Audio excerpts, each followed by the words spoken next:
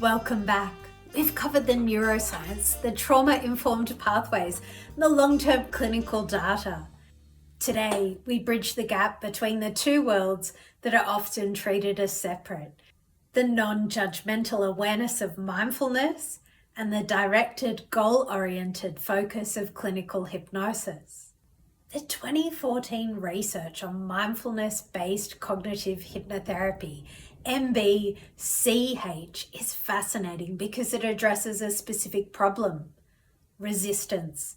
Sometimes when we try to force a change in our thinking, we create internal tension.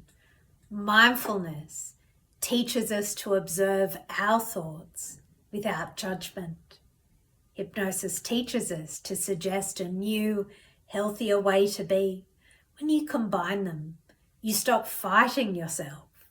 This is particularly powerful for treatment-resistant depression or chronic stress. You're not trying to fix yourself by fighting your current reality. You're fully accepting where you are. Mindfulness. And from that place of radical acceptance, you are opening the door to a new possibility: hypnosis. Today, we practice the open door technique. I want you to sit comfortably, and as you enter your trance, I want you to observe your mind. If a negative thought or feeling of pain arises, don't try and push it away. Acknowledge it and say, I see you, and you're welcome to exist. Now, after you've accepted its presence, gently invite a new, calm, or healing suggestion to sit right beside it. You aren't replacing the thought, you're expanding the space.